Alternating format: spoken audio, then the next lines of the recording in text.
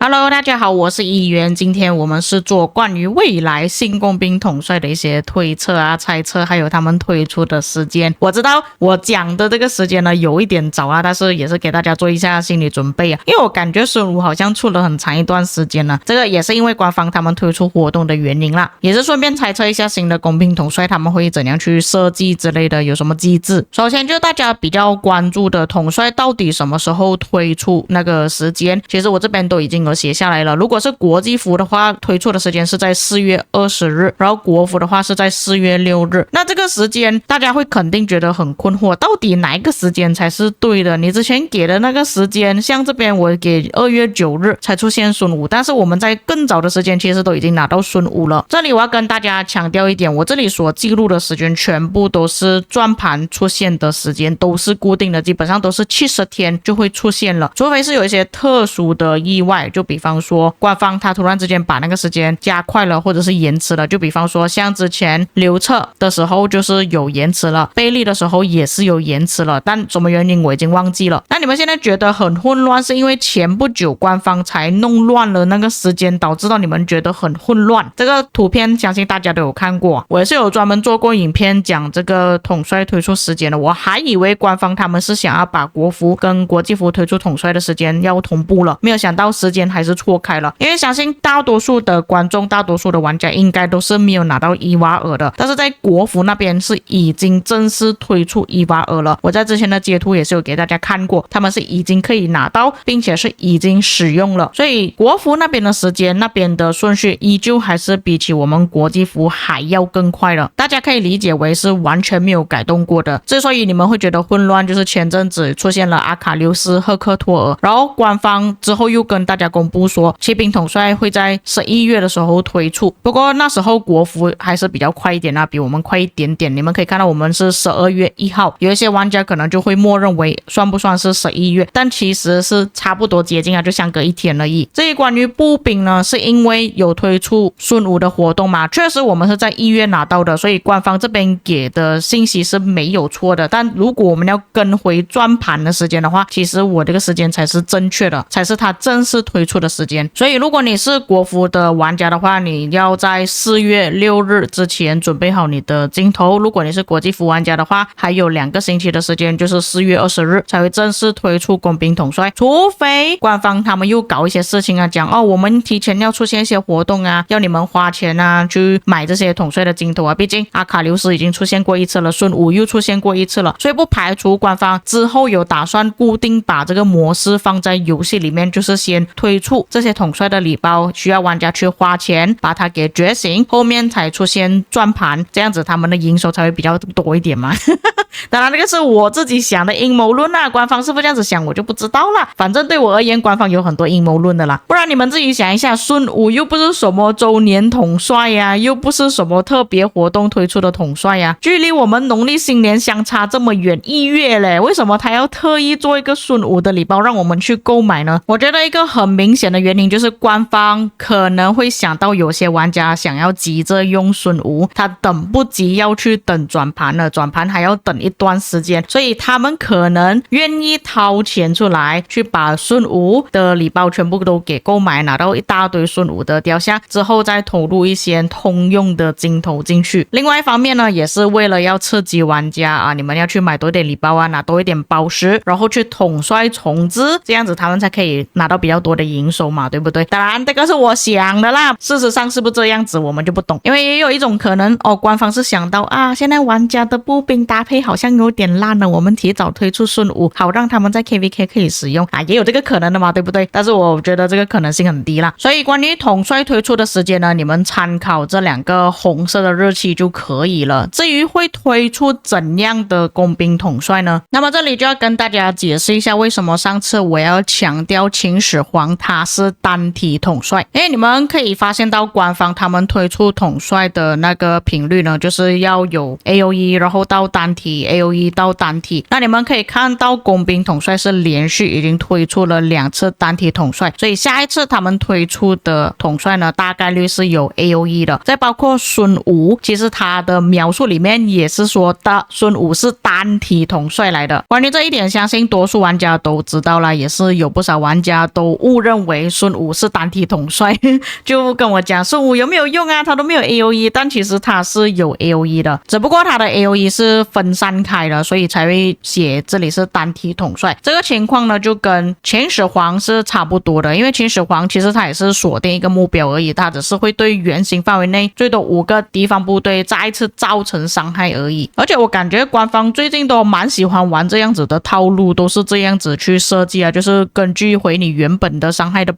多少来造成其他目标的伤害这样子，并且再加上江汉战其实也是单体统帅啊，所以很大概率新的工兵统帅就是有 AOE 的，除非他把孙武跟秦始皇都当作是有 AOE 的统帅，那之后他就可能出现单体啦。当然这个也是废话啦，他不是单体的那就是 AOE 啊，还有什么其他的选择吗？这些统帅要怎样去设计呢？我们先说一下野战的统帅嘛。那各位也知道我们在工兵那边其实是不缺主将的，比较缺副将，就是可以拿来搭配秦始皇或者是诸葛亮使用的辅助功能，而且他们也是要设计一个统帅来取代海尔曼的位置了。当然也不排除也有可能是主将啊，然后拿来搭配诸葛亮使用，又或者是他们真的要搞真实伤害拿来搭配珍珠，也有这个可能，但是我觉得没有必要，因为多数的玩家他们都是固定在技能伤害用邪行阵了，而且如果他们真的是为了要去拯救珍珠，让玩家去培养珍珠而设计一个真实伤害的统帅，应该会被玩家给骂死。至于会不会有行军速度提升呢？应该是会有的，只要官方不设计另外一个工兵统帅又是有圆形 AOE 啦，因为像上一次秦始皇都已经圆形 AOE 有6个目标，如果他下一次又是圆形 AOE， 那就真的有点太离谱了。而且如果是讲替代海尔曼的位置，大概率应该也只是普通的扇形范围而已。而且我感觉这一代官方设计的新统帅呢，都是拿来搭配另外一个统帅特别来使用啊，就比方说江汉战就是拿来给我们搭配阿卡琉斯来使用，孙武的话就是拿来给我们搭配现有的统帅啊，像是刘彻啊、华莱士啊、白起啊，都是可以通用的，所以他应该不会像之前这样子哇，他又特意设计另外一个统帅出来，是你很难去搭配的，又或者是要等到下一代才可以去搭配的。虽然现在李成桂搭配秦始皇效果是已经很不错了，但是也不排除官方他们会想要弄更强的武将是拿来搭配嬴政、秦始皇一起使用。那假设真的是这样子的话，我觉得他们可能会设计有技能伤害提升的工兵统帅，那行军速度的话大概率是不需要了的，除非他是有考虑到如果玩家可能会拿来搭配诸葛亮的话，行军速度还是要给的，那不给的话其实也可以啦，但是如果有给的话就变成说你拿新的统帅搭配秦始皇速度会比较快一点，手感会比较好一点。如果要搭配秦始皇的话，最好是有一些怒气回复会更加好，那大概率应该是会有一些防御力或者是攻击力的提升，生命值的话我觉得不一定会提升，但假设说是要搭配诸葛亮的话，那技能伤害提升还是需要固定有的，因为以诸葛亮现在的情况来讲，他2000的伤害以目前的版本来说算是比较偏低了，而且是5个目标嘛。至于怒气恢复的话大概率是不需要的，因为像诸葛亮他的觉醒技能其实恢复怒气的那个数量是已经足够了的，但行军速度肯定是需要有的，还有就是防御力提升，最主要还是不确定官方会不会再另外设计一些其他的东西啊，也有可能他们会把这个回血功能再搬回出来，拿去给工兵统帅在战场上生存的时间可以更长这样子，又或者他们想要延续中毒的伤害，设计另外一种中毒的体系也有说不定。所以我个人认为技能伤害、防御力、攻击力、行军速度提升这些都是固定会有的提升。至于伤害方面呢，我觉得至少都要有2300到2500起跳吧，至少。不过也是要看他锁定多少个目标啊，假设说他的 AOE 只是打3个目标的话，可能他那个伤害会再高一点点，如果是打5个目标的话会稍微偏低一点。但是我个人觉得以现在的版本来讲，2300到2500起跳这个已经不算过分了。至于另外一位统帅呢，不是驻防就是集结嘛，那根根据之前的顺序来看，上一次推出了沙普尔一世，也就是机械统帅，所以大概率下一次推出的统帅就是驻防的工兵统帅。但是驻防的工兵统帅呢，我就觉得可能会有一点意思了，因为之前推出了崔营，其实崔营的表现算不错，至今在围殴的时候呢，还是有不少玩家用崔营搭配菠萝头来使用的，但是有些玩家会使用捆兵嘛，而且我发现到在我这一次 KVK 中，其实用到工兵的场合会比较少一点，因为就连现在工兵的集结都打不下大卫四世的驻防了，所以之后应该是会用步兵去打骑兵的驻防，那就变成说工兵就没有什么用处了，所以他们需要设计一个新的工兵统帅、驻防统帅去驻防旗帜，让玩家去耗损一下自己的工兵。那如果他是设计工兵驻防的话，应该会配合崔营设计了另外一个真实伤害的驻防工兵统帅。那我们来看一下崔营他的技能是缺少了什么东西，像他这边有防御力跟攻击力提升，但是这个是普通攻击伤害提升啦。至于生命值提升的话，这里就没有，不过它有那个治疗效果，所以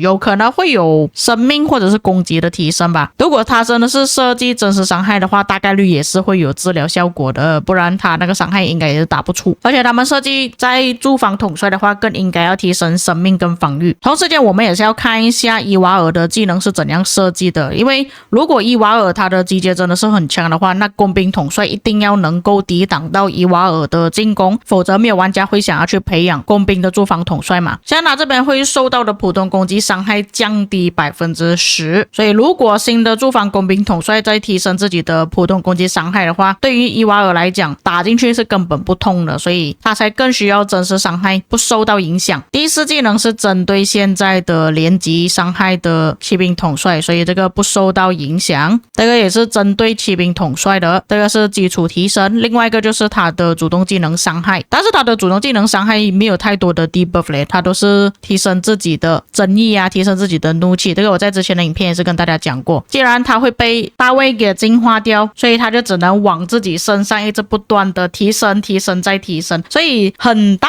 可能新的工兵统帅可能就是不让步兵的集结统帅去提升他自己的一些伤害啊、争议之类的，或者是让他受到的一些伤害减免失效之类的，这样子就可以克制步兵的集结了。当然这个是我想的啦，是不是这样子设计我就不知道啦。还有另外一点就是抗围殴，这个是真的很必要了，反正崔营它都是有一个反击伤害提升 25% 了嘛，所以不排除新的工兵驻防统帅也有反击伤害提升。如果有反击伤害提升再加上回血的话，哇，这样子工兵的驻防应该挺强的。那么以上就是我个人的猜测啦，关于新的工兵统帅啊。当然如果其他的观众有什么看法，也可以在评论区给我知道，你们会觉得新的工兵统帅要怎样设计呢？因为我的主要使用兵种并不是工兵嘛，所以对于工兵可能并不是了解的这么全面。如果你是专门使用工兵的玩家，也可以在评论区提一下你的意见。如果有一些遗漏或错误的地方，也可以在评论区帮我补充。我们下个影片再见。